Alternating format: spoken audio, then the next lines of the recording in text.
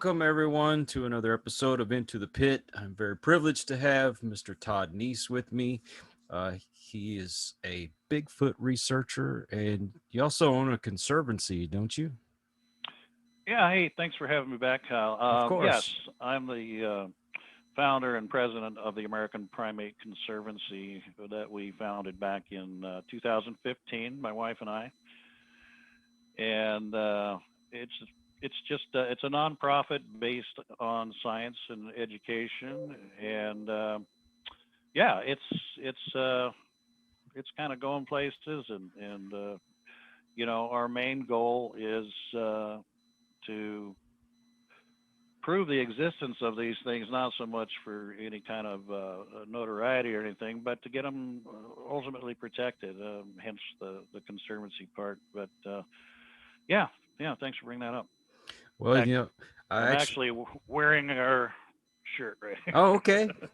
Awesome. Uh, Didn't even think about that. um, Now, I had you on the show when I first got into podcasting, and so we haven't really caught up in a while. And I've noticed lately that I usually watch Amazon Prime or Discovery Plus, and there's been a few more documentaries pop up on Bigfoot, and there's been some new shows pop up. So what's the interest, I guess, mainstream interest that seems to be growing?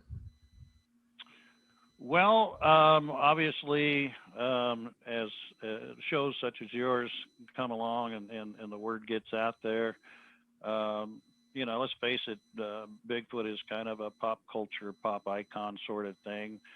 Yeah, they get exploited in marketing and whatnot, and there's, usually they're kind of made fun of in show commercials and what have you. But it's just, I'm with you. I've seen the increased interest in it. There seems to be more conferences popping up around the country, and it's it's certainly a fascinating topic, and it remains a mystery to this day. And people love mysteries. Well, you've noticed also they would make a lot of fun of UFOs and aliens, all these different things that we're interested in. And now the government is starting to open up. I mean, I don't know if you've noticed, they're supposed to come out Right. with the full disclosure report next month, which would be June. Hmm. And that was part of one of those stimulus package kind of stipulations that, hey, the government needs to open up and say what's going on. I've turned on different news stations and they actually do reports on it.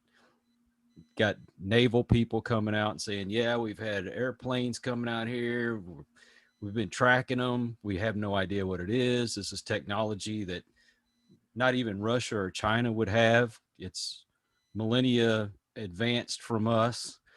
So, do you think that the government might have evidence of such things as Bigfoot?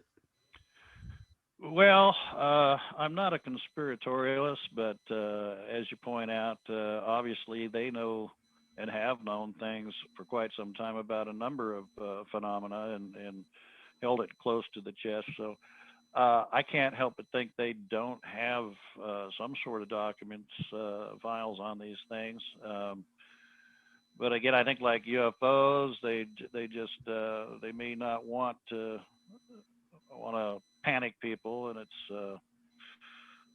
certainly um, I don't know. I think in the long run, it's inevitable they'll be found, and it won't be disclosed by the government. It'll be disclosed by somebody who finds that holy grail piece of evidence, and then they're not going to be able to hide it any longer if they are even doing that. But yeah, once we get that, all these scientists that are playing, oh well, these things can't exist and whatnot, they're going to come out of the woodwork with, wipe the egg off their face and, oh yeah, we knew this all along, kind of thing. So Yeah. um, yeah, I can again, they have to have some sort of files on this phenomenon. Um, uh, I mean, they just have to. I mean, I've actually have a friend that lives down on the southern Oregon coast that's befriended a guy that works for the Forest Service, and he has been given a map of a number of sightings along the southern Oregon coast range that were marked by this Forest Service individual, and he's still in touch with them. He's just like, Wow. you cannot tell anybody where you got this, and he brings it every year to our gathering, the Beachfoot gathering we do every year, and it's always different every year. There's some more spots on there, but the fact is, those locations are being disclosed by, uh, I wouldn't say by a government agency, but certainly by government official who just wants to remain anonymous, but wants to get the word out. So they're aware of it. Well, when you think about it, you have the airline pilots and naval pilots that have seen UFOs, but they're too afraid to come out and say anything because they don't want to lose their pilot's license and be labeled crazy and all these other things. So I could understand why somebody working for the forestry service would be a little reluctant to come out and say, "Yeah, I know where this is at." Well, there's nothing that can stop them once they're retired, right? This is true. Now, I got my interest in Bigfoot as a child, and I know we talked about making fun of Bigfoot and all these other things, but it was the $6 million man. I'm sure you remember that. Oh yeah. But I'd always been a skeptic. But the more I talk to people, and the more things that they come out with that are feasible, my belief has gotten a lot stronger. Hmm. But when I talk to people about it, they say, "Well, show me the proof." And I said, "Well, what about these footprints and other things that people find?" Well, the number one thing they say, and I'm sure you've heard it a million times, is how come they haven't found the bones yet? So if somebody says something like that to you, what is your answer? My answer would be, who says they haven't? Um, Hmm. you know,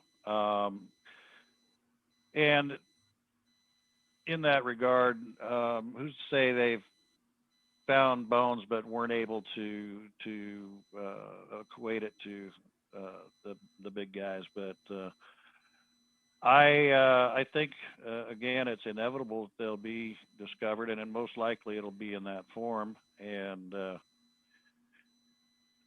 I'm sworn not to discuss certain things with some people I'm working with, but let's just say we're close, very close. I'll have to leave it at that. But no, it's a matter of time, and then we just need to get some analysis done, and genetically, of course, first, and try to get some DNA, and that's going to be you can't, DNA can't be faked, you know. So True. so once that's been validated as being a distinct species or subspecies, then a lot of people say, well, it's game over. I tend to think it's game on. I just think that the subject, Bigfoot, will just enter into a whole new chapter. Not unlike the, gorillas. Uh,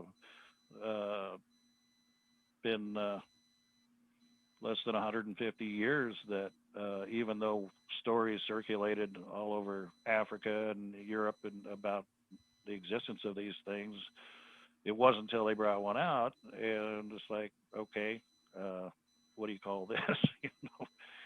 The Phoenicians talked about the lowland gorillas back at about 700 AD, Hmm. and when they brought those stories back to Europe, they just like, yeah, right. But they were right, and so yeah, when that happens, it's just going to go on to chapter two. But when it comes to bones, I will say this, and I stand by this: is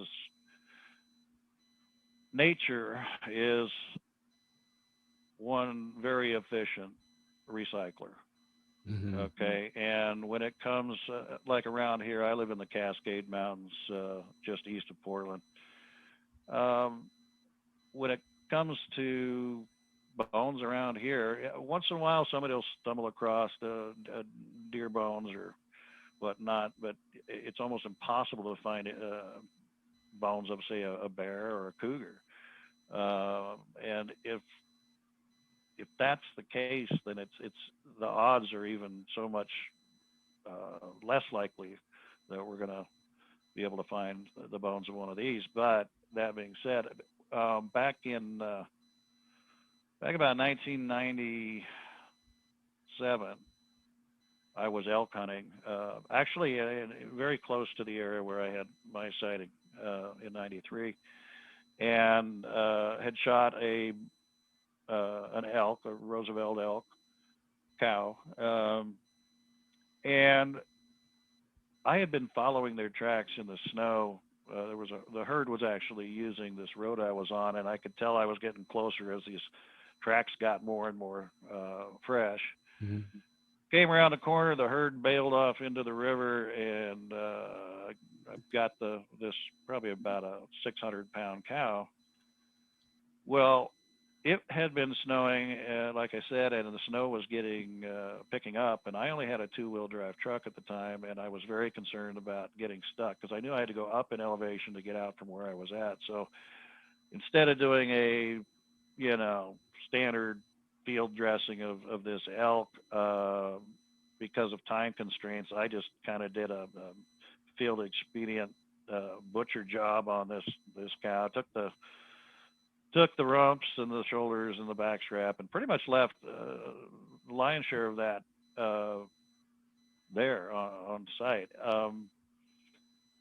intact pretty much, the whole skeleton and what have you. I went back to that spot exactly 3 weeks later, and you could not tell that there was ever a 400-pound carcass laying there 3 weeks earlier. In fact, I wish I had like a time lapse camera where I could actually watch the process. All right.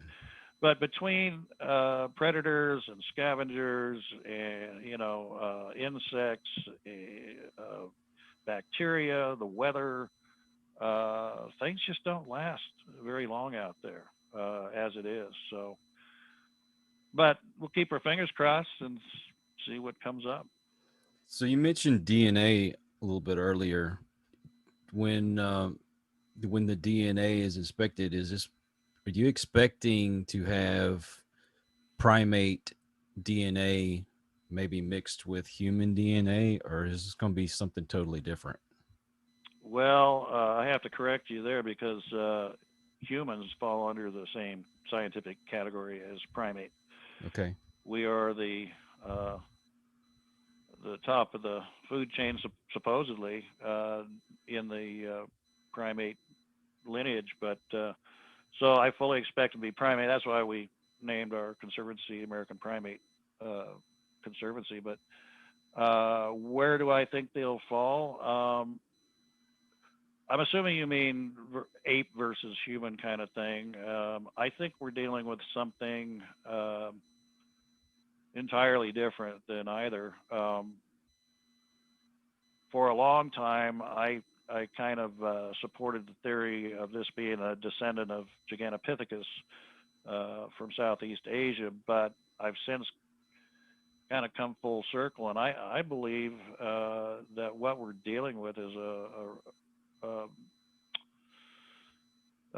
relic hominid species, not human, but hominid, much closer to human than, say, the great apes. Um, we watched, Cro-Magnon and Neanderthal fade out before we came along, and I think this is some sort of variation that just forgot to go extinct. Right. When I do my research into Native America legends about these things, the one thing that strikes me, and let's be honest, we've been here. When I say we, I'm talking Europeans. We've been on this continent for 300 years or less, and Native Americans have been dated back 19,000 years. So who do you think's holding on to the most information? Who do you think has had to live symbiotically with these things for literally millennia? And so I really put a lot of credence into the Native American lore. But what they refer to them as is another tribe, not unlike themselves, but they will refer to them as the first ones or the old ones. In other words, referencing that, well, they were here before us, and that they're ancient, and they're still here. Do you believe that there's a connection between the Bigfoot and aliens? Personally, I don't have a dog in that fight. I don't have any evidence to that effect. I've heard that theory batted around. I would not go on the record to say I think there is a connection, but who knows? We don't really know much about either. So, but the fact that we don't know much about either doesn't necessarily mean that they need to be lumped in the same category. But I've not seen personally any evidence to back that up. Well, I've heard different people talk about the subject, and some claim that they are actually something created by aliens. Some people say they think that it's an interdimensional being, Hmm. or maybe it's just always been here. Hmm. I- Well, I believe they've been here long before Homo sapien came on the scene. By here, I mean North America for sure, and perhaps pockets of them around the world in different forms, subspecies, or what have you. Um, but when it comes to the paranormal on these, with regard to these things, I've heard it all, and it's not coming from a single source by any means. In fact, there's a lot of different sources saying the same thing, and what I'm trying to do is keep it real, keep it within the realm of known science, possibly some unique physiological characteristics that may lead people to believe that let's say they're transdimensional. Why would you say that? I mean, you would say that because maybe you're looking at them and the next minute they seem to disappear. right. Okay. Well, you can go that route, or you can do something like try to explain, uh, is it possible they disappeared due to the fact that or the possibility, I should say, that they have some unique camouflage that no other animal has, or very few animals have. We look in nature and we see things like what the octopus can do, or a chameleon can do, and change their appearance to match their background. Well, I'm not saying that's the case here. I don't think we know of any mammals or primates that have that capability. But what if that uh, particular ability is built into their their hair, for instance? Hmm. And I'm working on a thesis right now that I hope will uh, be able to answer uh, some of those questions. And it's simply a theory, but I'm looking at things like light refraction and um, light bending, things like that. And the reason I say that is I've seen a couple of hair samples under microscope that really got my attention. Hair samples I've never seen before. One of them caught my eye because there was a sample of hairs, stacked on top of each other, and I noticed that some of those hairs were actually translucent, while other hairs were very dark, very dark brown or black. But with some of these translucent hairs stacked on top of it, you could literally see right through them. Correct. Right. So what if something like that is built in or interwoven into their hair? Not all of it, I would say. One of the things I've been working on when it comes to that is a project where I've got I don't know, little over 100 feet of fiber optic cable, right? Mm. And this is very similar to probably, oh, 60-pound, 50-pound test fishing line, but it has the characteristics that fiber optic cable has, and that is the transmission of light. Uh, I can touch even in that loop fashion, or I could even tie it in a knot. I can touch the light to one end of it, and it will route itself out to the other end of it. Right. Right. So it transmits light. Whatever light that hits it, it will transmit it. Um, I don't know if a lot of your viewers know, but just a good case in point in nature that we know for a fact. Do you know what the skin color of a polar bear is? No, don't. It's black. Really? Yes. And so if you were to shave a polar bear, and I would recommend not, but uh, if you shave the hair down to the skin, their skin is black. Wow. So what's going on there is an amazing natural gift of camouflage that's built into the hair. Hmm. And so that those hair shafts on a polar bear are just enhancing the white snow around it, and picking up on their background. Why can't Bigfoot have something like that? Um, you know, so I'm going to experiment with this. I've got enough to. I'm not going to build like a whole suit or anything, but I can just take a 4 by 4 foot board, put some artificial fur on there, and then start working some of these fibers in there, take pictures before and after under different lighting conditions and different backgrounds, and just see by adding some of these translucent fiber optics if they will actually make this thing less visible and blend in better with their background. It's just one of the things I'm working on, but it could go a long ways to explain why people are like, I just saw them and then all of a sudden they vanished. Well, something like that. If I mean, and they're experts at standing still. Mm. They that's really one of the things we notice quite a bit. And when they stand still, especially in a natural background, they're very very hard to see until they move. But you know, I think of the movie Predator. I'm sure you've seen before, where Oh that yeah. that alien type uh, being was able to blur into the background. Well, there's really some interesting things with light on um, certain things like this fiber optics that could play into that camouflage. Another theory I'm working on is light refraction, and that's where another sample I found that again was very unique.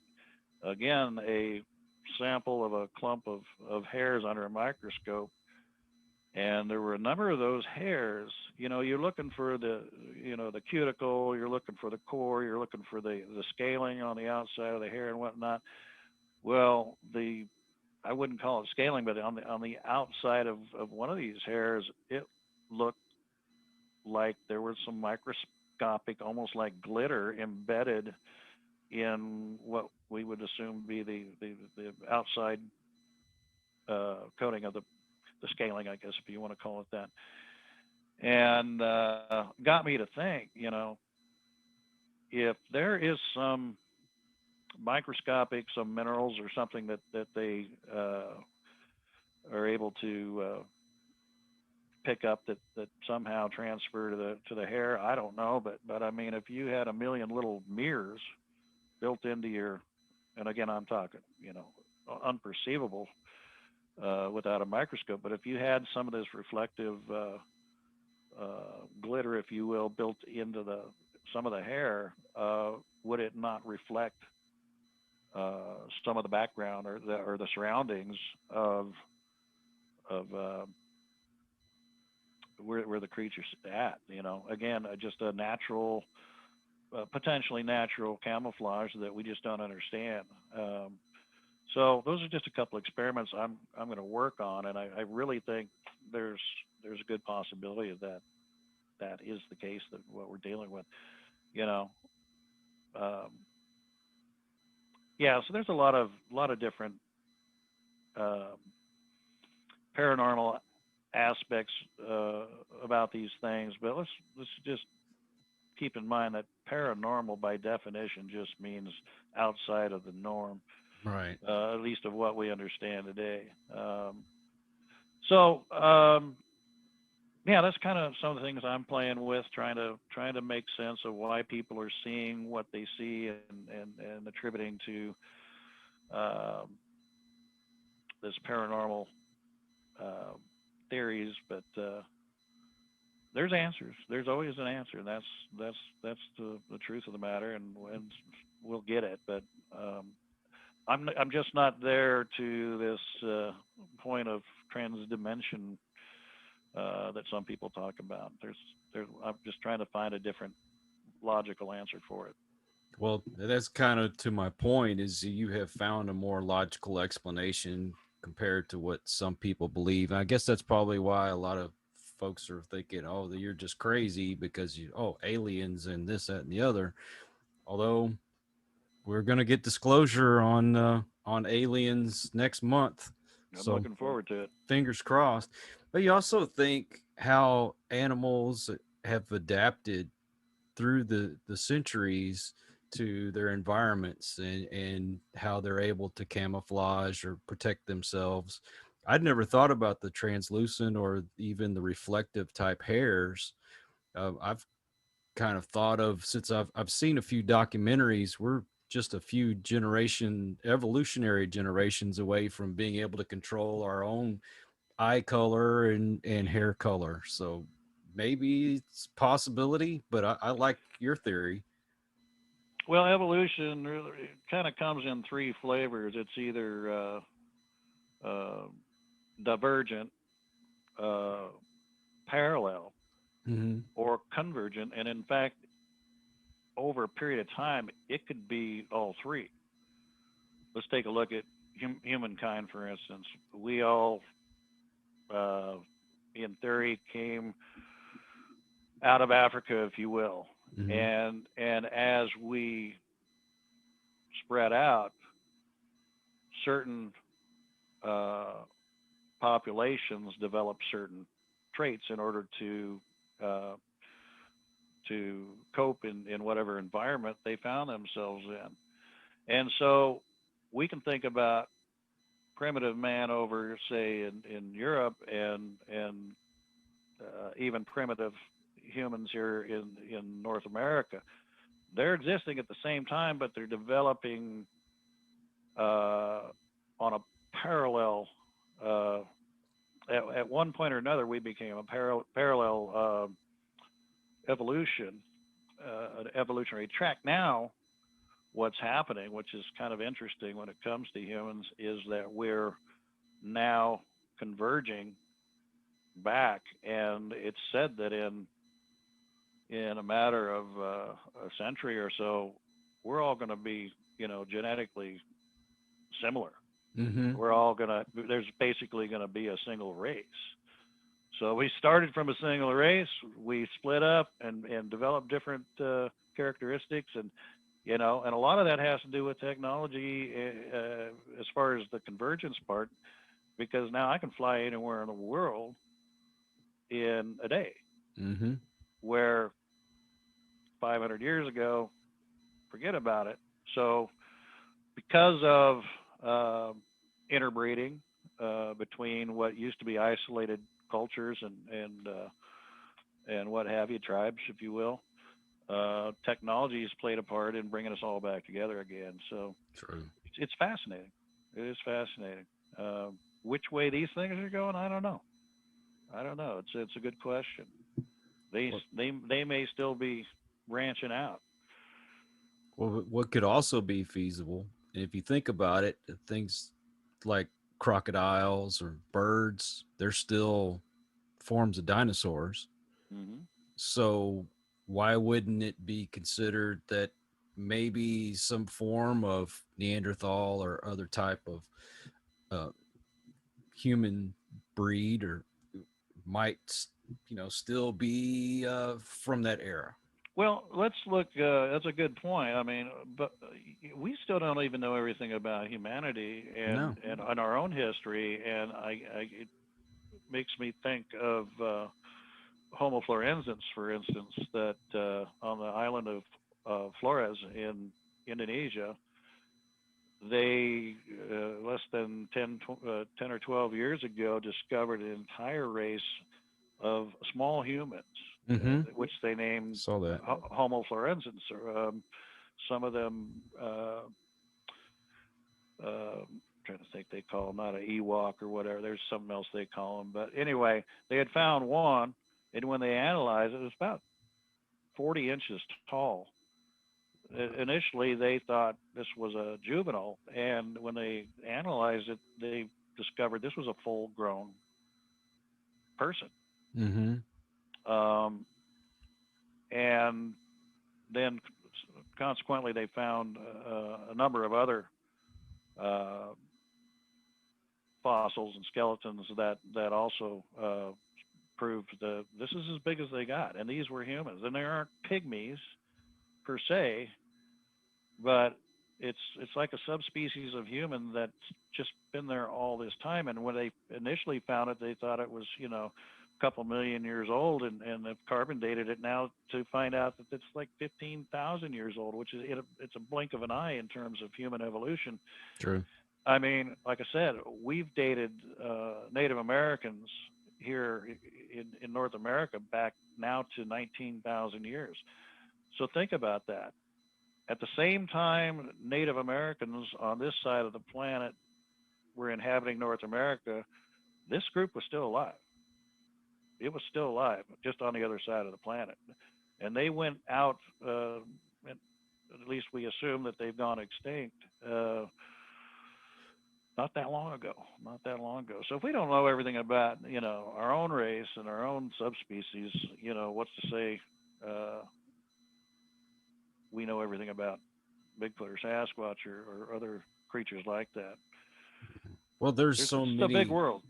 Yeah, there's so much of the forests that people have not even explored yet, and as they go a little bit deeper, they're finding new bugs and birds and other kind of little creatures. And Hmm. I mean, just think about what's in our oceans. That we know more Oh, about the moon than we do about the ocean.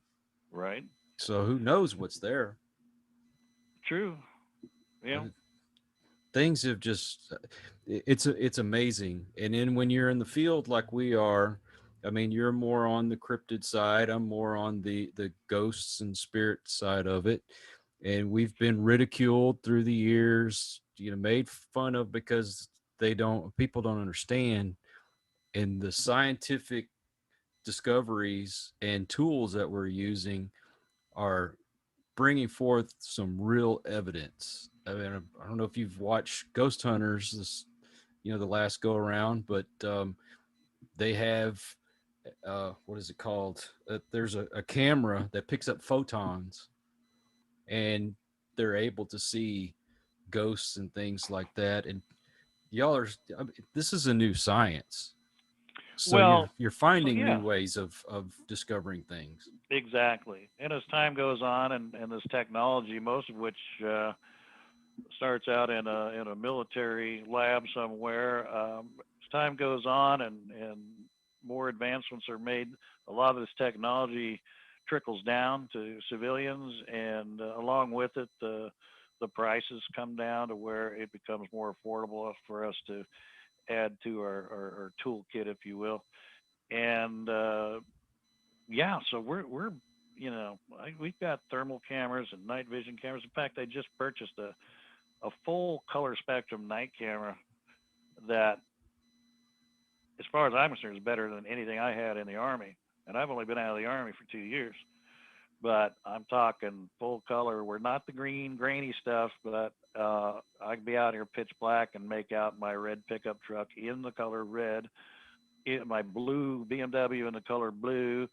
All the colors are there, which you just don't you don't get with a lot of the military stuff, which again makes me wonder what they actually are using now, because if we've got it, certainly they do. But yeah, as technology uh, gets more and more available to us, it just increases the odds that we're going to be able to find answers that that uh, that are being questioned. You True. know, I've been kind of co-sponsoring a young man in Papua New Guinea, an island north of, well, a country, I should say, north of Australia, and his name is Rex Yapi, and he born and raised in Papua New Guinea, and he's uh, he's actually looking for something that traditionally has been called the ropin, which is basically a living pterosaur of some sort, like a pterodactyl, if you will. And he's seen it himself. And there's a lot of native lore about these going dating back thousands of years. And I did some research on the. He's mainly focused on the island of Umboy, uh, but I did some research on that island, and there, I'm telling you, it could be a real life Jurassic Park. There's this the jungles are so thick, and there's places people still haven't seen the foot of man. Um, and one story I read that dates back to the like 1850s, where a missionary couple was uh, evangelizing to some natives there, uh, and in their conversation, they discussed some of the creatures that lived in that island, and they described one as having the body of an elephant, the tail of a snake, and the neck of a giraffe. They're like, really? Can you draw it for us? So they got him to draw a picture, and I swear it looks like a almost like a brontosaur. Well, they talked these natives into taking them up to this marsh that was way up in the mountains, and both the minister and his wife described seeing exactly what the natives had been drawing pictures of, and unfortunately, no camera, 1850s. But I don't think a missionary couple is going to make up a story like that. No. And when I mentioned that to Rex, he's not surprised at all. He says, there's places I want to get into. I just simply physically cannot at this point.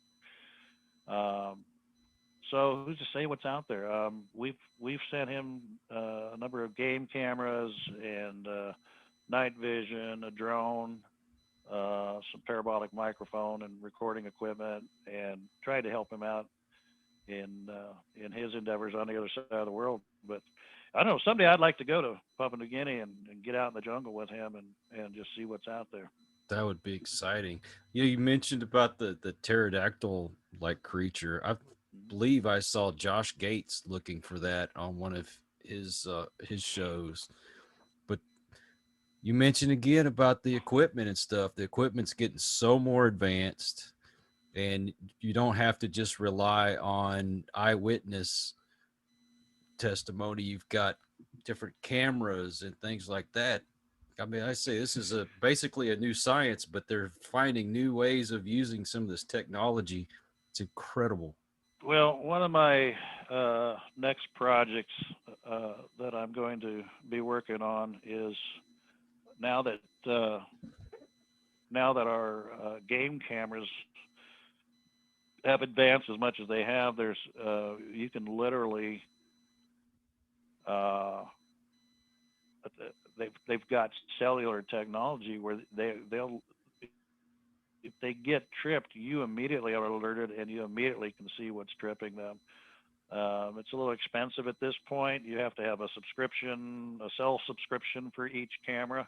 Um, so it's a little cost prohibited, but I'd like to get half a dozen of these cameras over time and put them in key locations around the Pacific Northwest, or it really doesn't matter where. I can have one up in Alaska. It's just going to go through the phone system. So as long as they're within cell range, uh, you can and then I would put together a website where people could maybe subscribe to have access to those cameras live. And if you think about it, at any given time, anywhere in the world, somebody's going to be watching those cameras. Mm-hmm. And if you can put some sort of a button that they can click on to alert you that, hey, it's 4 in the morning where you're at, but we just got something on camera, then uh, I think people would really get into that, and it's live. It's not like you have a camera out there.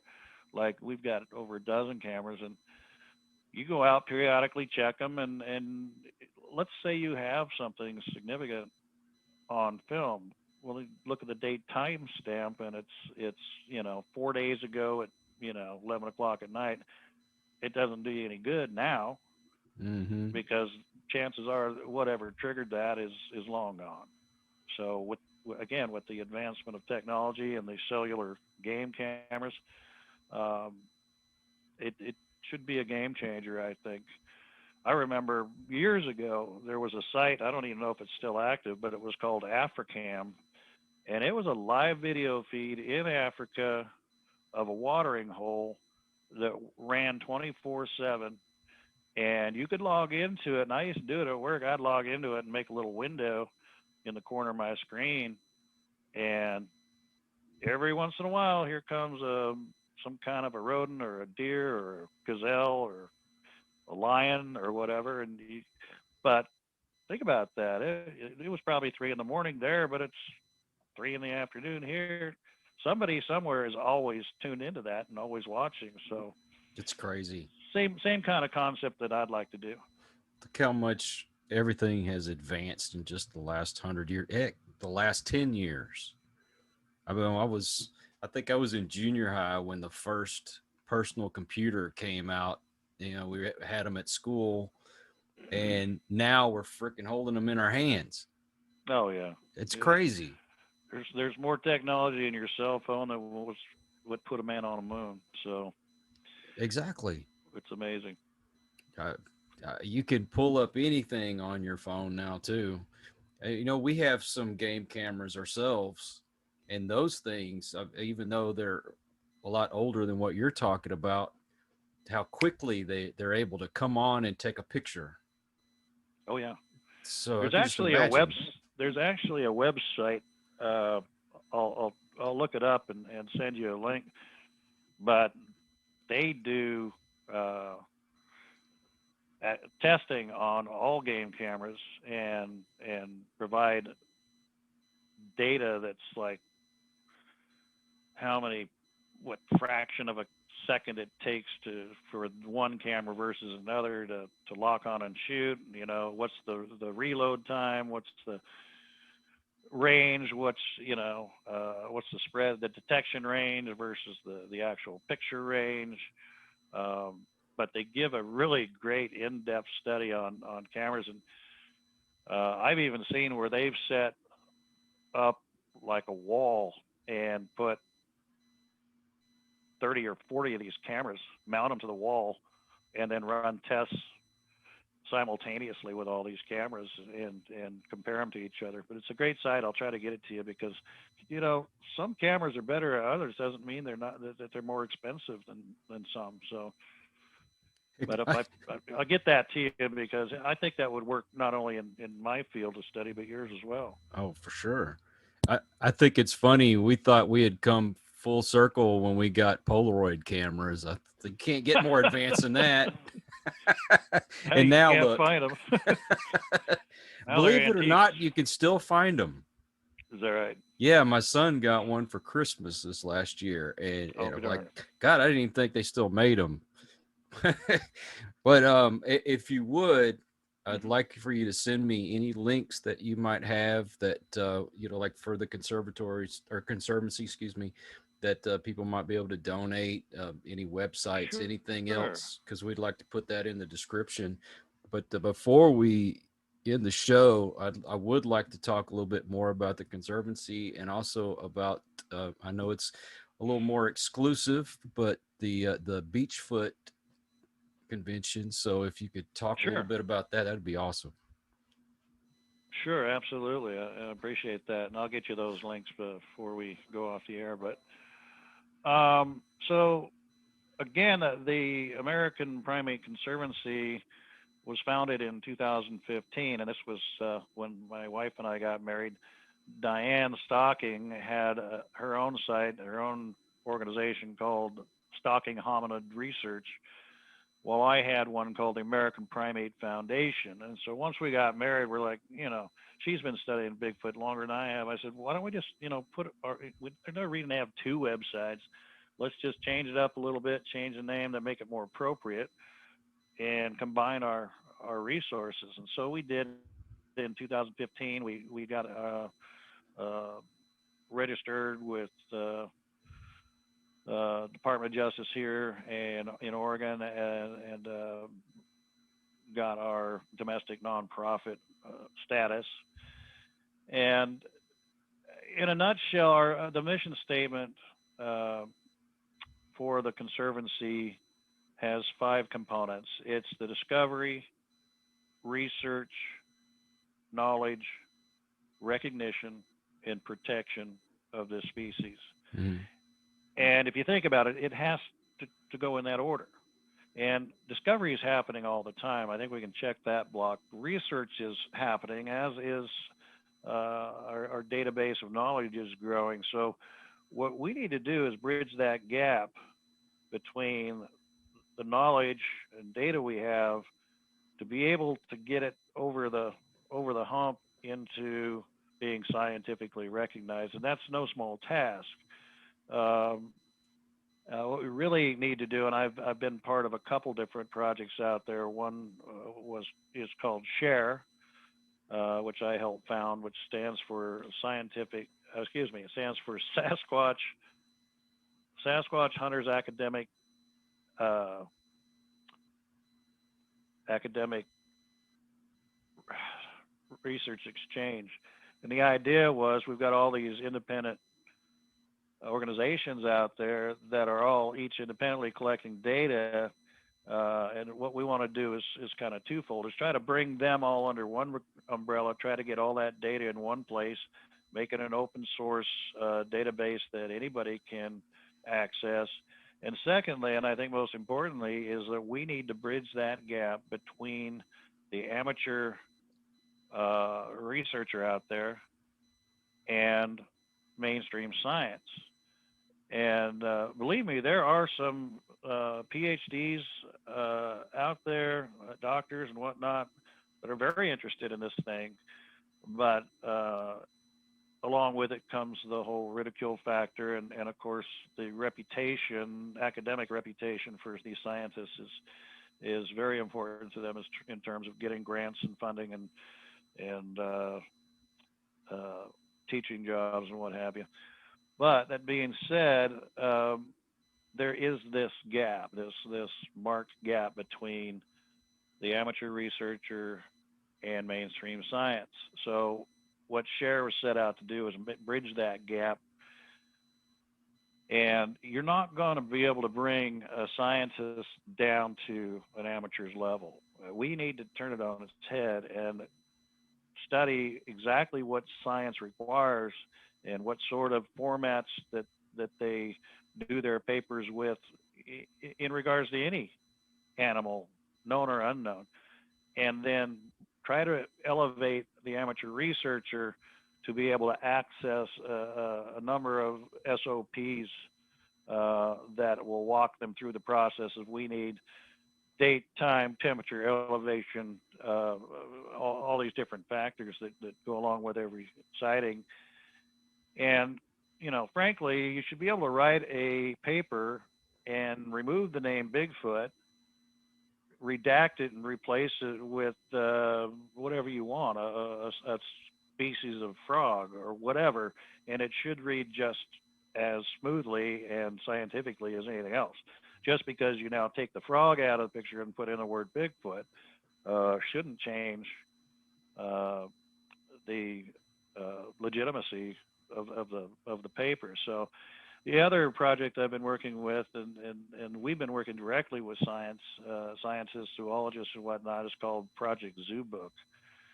And we've got several zoologists who are anonymously on board Of with us.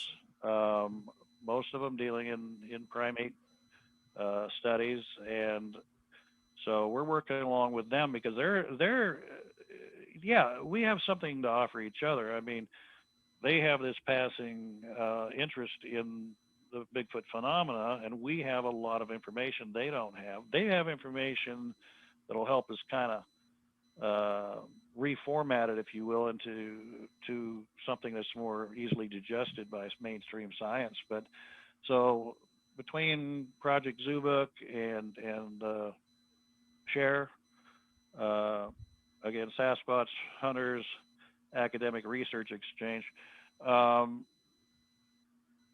we've got almost, last I checked, about 30 SOPs on everything from track casting, hair collection, evidence gathering, drone operations, and things like that that people will be able to access once we get it up and running publicly. We have a private web base right now, but anyway, yeah, that's some of the things that are happening out there, and that's the conservancy's main goal is to get to that point. Once we can, bridge that gap and get over the hump as far as our uh, knowledge base, getting it into the next category, which is recognition, scientific recognition, then that'll be a game changer because only when they're recognized officially by science and given a binomial taxonomic description, whether it's a new species or a subspecies, are we going to be able to enact protections for them? Now, that being said, um, I have looked through the 1973 Endangered Species Act. I'll save your readers a lot of boring reading, but a couple of things I've been able to grasp out of that, and that is there is actually a few references in the ESA that allude to uh, what criteria may be needed in order to recognize and get protections enacted for new species. And I can send those to you, but there's uh, they're leaving the door open Hmm. for actually being able to put in action protections for an unclassified species prior to classification. Which I found interesting, especially having been written back in 1973. The other body, an international body known as the Union of Conservation in Nature, the UICN, Union of uh, uh, yeah, UCIN. They're a body based out of Stockholm, Sweden, who has essentially been tasked with uh, monitoring different species, the health of different species, and any acquisition of new species. They're the ones that actually get to apply that taxonomic binomial name on new species. They um, put together what they call the red list, and the red list covers essentially 9 different levels of existence from unknown to known to obviously threatened or endangered are just two of those 9 categories. But they have some other categories within that red list that there's two, in fact, I can think of that leave the door open for them to actually, for instance, suspected to exist, not enough, what do they call it, data insufficient. Hmm. Why would they have a category for data insufficient with regards to the? It's because there is some data there. It's just not enough to uh, certified, but there is a extinct in the wild, but maybe they have some certain things in that are in zoos or different environments. So there's like say two categories by the IUCN that Bigfoot would fit right into.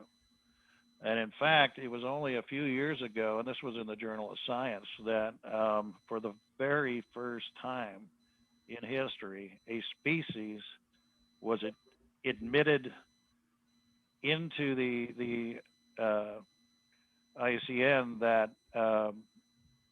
based solely on a photograph. So imagine Wow. that. They literally gave it thumbs up, said this is definitely a new subspecies in this case, and based solely on some very clear, I should say, very clear detailed photographs, we're able to determine that it was an entirely new subspecies. So that's pretty cool. Now we just got to stop getting blurry pictures of Sasquatch, right? Right. I don't know why that's so hard, but it seems to be challenging. Um, and moving on to Beachfoot, and I appreciate you mentioning it. Beachfoot is a very unique gathering of researchers internationally that I've been sponsoring and hosting for. This will be our 14th year now. Back in Wow. 2008, I just had this concept of I just closed my eyes and I'm thinking, what would it be like to have all these people I've met, these famous people? I knew all the four horsemen, uh, Renee DeHidden, Peter Byrne, John Green, Professor Grover Krantz, and John Bindernagel and Dr. Jeff Melton, and some that are still with us. And I thought, God, it would be cool to get them the brain trust. If you had them all locked in one room, you're talking probably over 1,000 years of collective research that's not getting put together in a single source database. And so I just took it one step further, and I said, it'd be better than having uh, all these guys in one room at the same time is have them around a campfire setting, around a campground, outdoor setting for 3 or 4 days, getting to know each other on a personal basis. And that's kind of the genesis of Beachfoot. The name is just a euphemism based on the fact, obviously, Bigfoot, and the fact that we hold this conference along the Oregon coast at various locations, private campgrounds, and it's taken on a life of its own over the years. I figured 1 year, good to go. All right, let's do it again, and then at 10 years, it was like, okay, we've had a nice long run. But like I say, it's taken on a life of its own, and it won't die even if I do. So um, anyway, we've had really everybody who's anybody in Bigfooting be there at one year or another. In a lot of cases, we've got regulars that show up every year. We limit it to 100 people, and like you said, it's invitation only. We've had people come from as far, and this is at their own expense, mind you, which is also what it makes it unique. We've had people come from Australia, England, Russia, New Zealand, and this year we're hoping to get our buddy out here from Papua New Guinea, which would be really cool. He actually had me write the governor and the deputy prime minister of his country to try to get them to help him get over here. And so hopefully we can add that to the list. But all across the U.S. and Canada, we've had really a who's who in Bigfooting show up there. But it's not open to the public. I've spoken at many of those venues where you've got the public comes in, you've got vendors, you might have the media show up, and it really becomes more of a circus, a Mm. sideshow distraction rather than strictly business when it comes to this. So by getting all these researchers together once a year to compare notes and share email addresses and network, it's really become quite a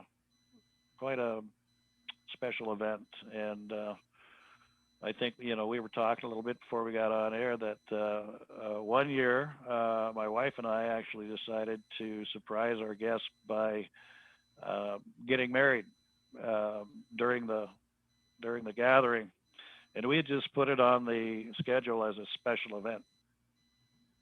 Be there at 6:30 because we had something coming on at 7. In fact, if you know Les Stroud from Survivor Man, he uh, he was coming on to address our group at 7, so we had 30 minutes to knock this thing out.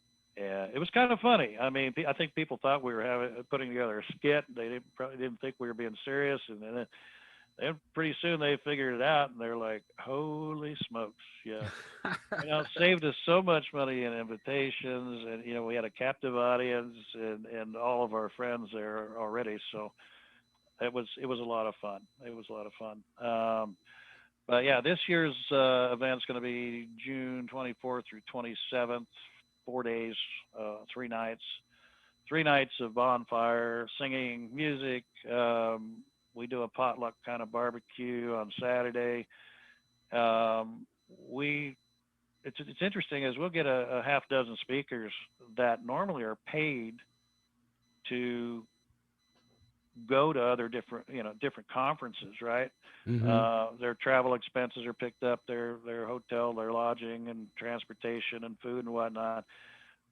We've got them coming over here at their own expense, paying to get into the program, and then voluntarily speaking, addressing, because they're talking to their own peers, their own constituents in the field. So it's not like, well, yeah, if there's going to be a bunch of strangers that don't, know Bigfoot from whatever, then yeah, you know, Right.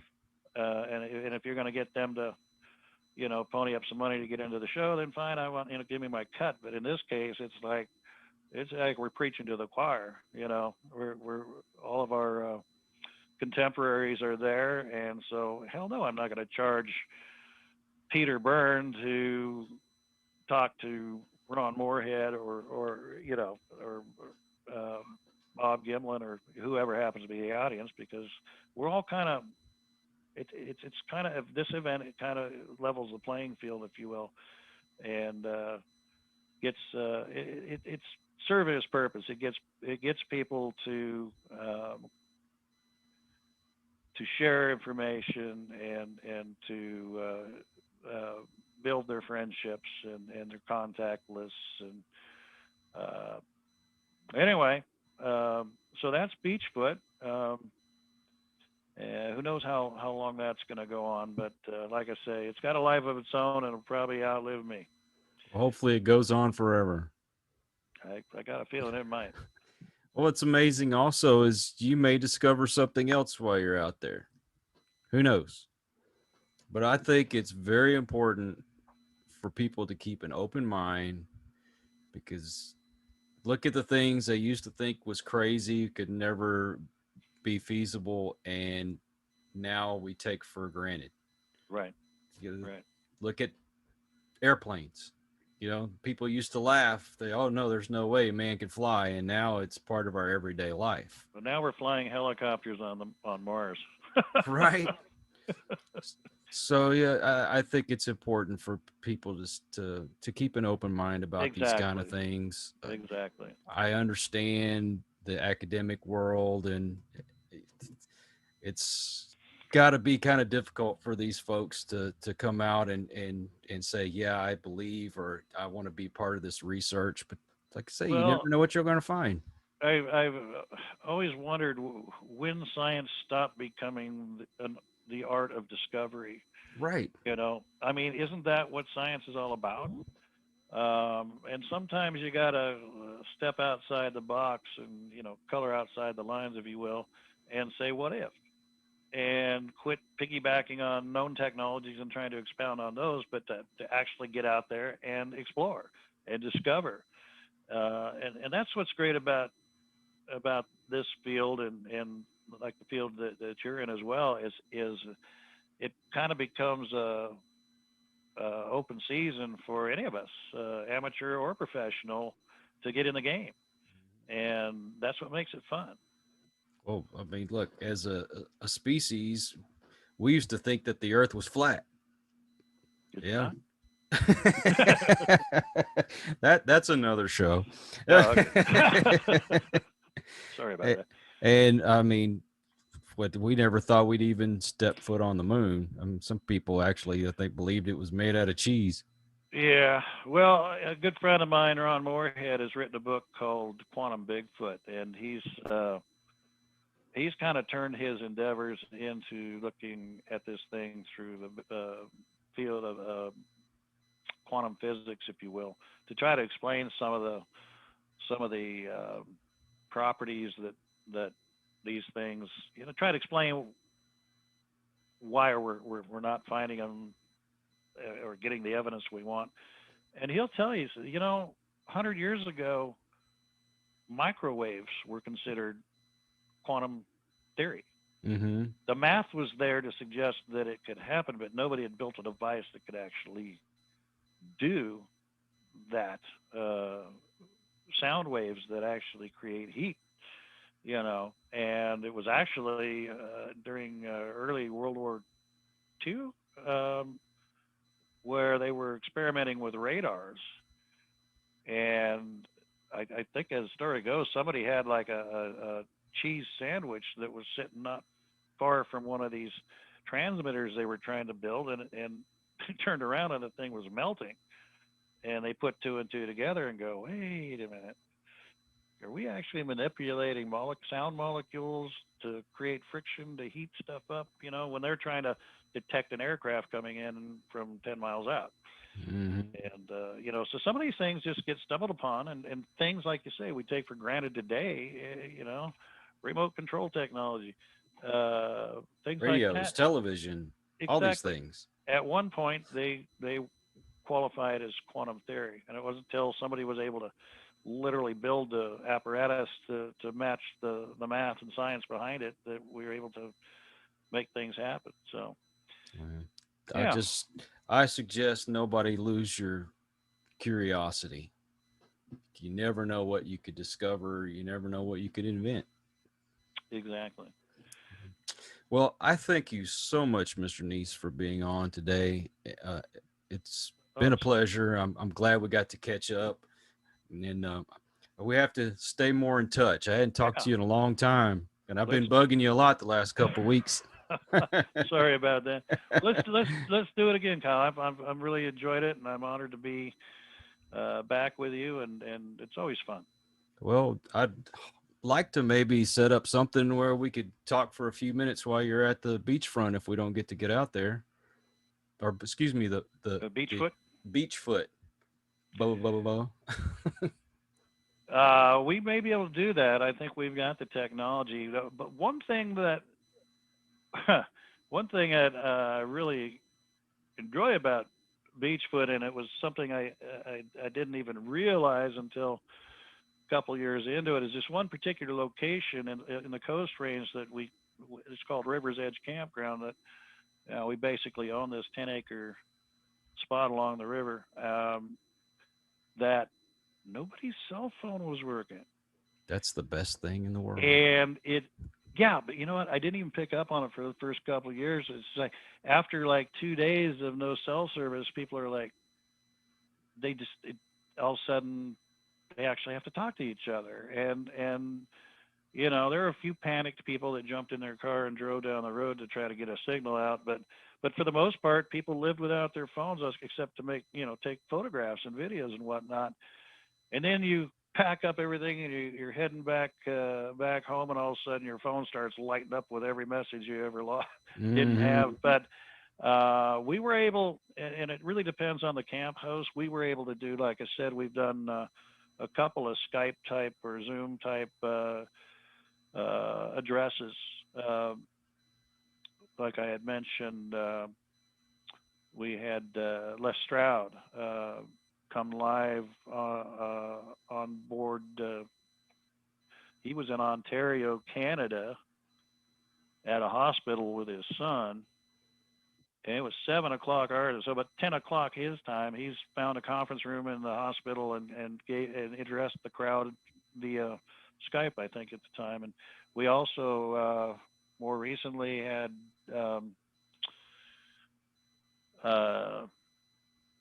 Igor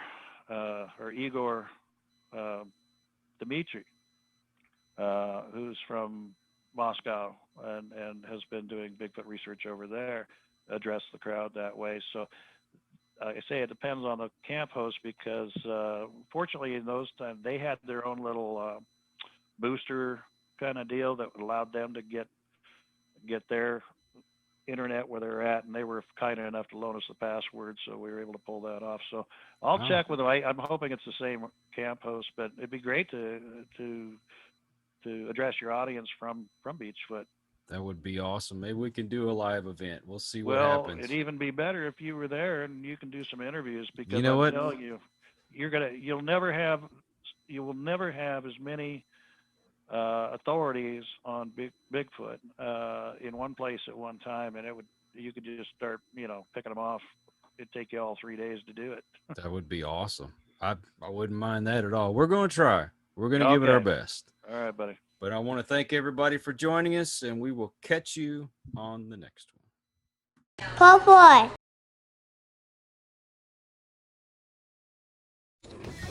Thank you for joining us on Into the Pit. Please follow us on Facebook at the Vibes Broadcast Network and Instagram at the Vibes Broadcast.